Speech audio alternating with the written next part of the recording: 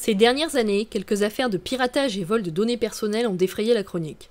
L'affaire Lulzsec, groupe connu pour avoir attaqué Sony dans le courant de l'année 2011, a été la plus médiatique à ce jour. 1 million d'utilisateurs ont ainsi vu leurs données bancaires récupérées par le collectif. Réputation, gestion des risques techniques et judiciaires, indemnisation, autant de nouveaux défis auxquels les assureurs doivent faire face. On a des pratiques qui évoluent en temps réel, on a des personnes qui utilisent de plus en plus leur téléphone portable en mobilité, donc des nouvelles pratiques, des nouveaux modes de consommation, on publie facilement des photos, on peut avoir des questions d'usurpation d'identité parce qu'on fait beaucoup de commandes aujourd'hui sur Internet. Alors si on regarde en fait en France, le marché français finalement il est assez nouveau sur le risque cyber. Les premiers assureurs ont sorti finalement leur première police en 2012.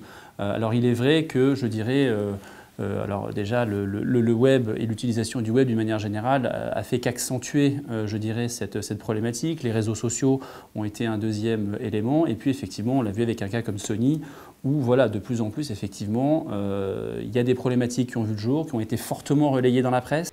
Les produits grand public assurant l'irréputation ou ceux destinés à couvrir le cyber-risque des entreprises ont finalement un lien. Ils concernent tous les deux le milieu professionnel.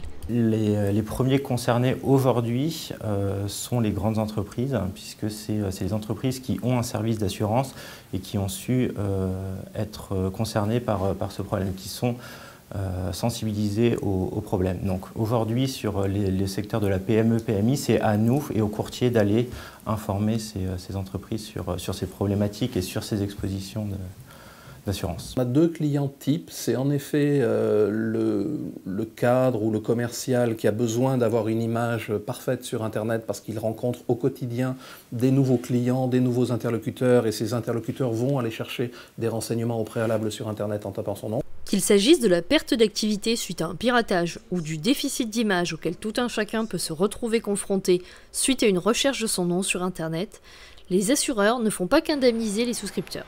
Ils font aussi appel à des spécialistes. On va proposer un expert, donc a priori un avocat, mais également on va pouvoir proposer un expert informatique pour aider l'assuré au cours de cette enquête. Également des experts qui vont pouvoir les aider à monitorer en fait des informations à partir du moment où celles-ci auront été en théorie, je dirais, substituées par un tiers.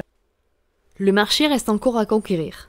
Chartis, via son réseau de courtiers, essaie de convertir les PME au cyber-risque. Et Swiss Life crée un nouveau produit e-réputation dédié aux professionnels. Difficile pour l'instant d'établir s'il s'agit d'un effet de mode ou d'un réel marché porteur.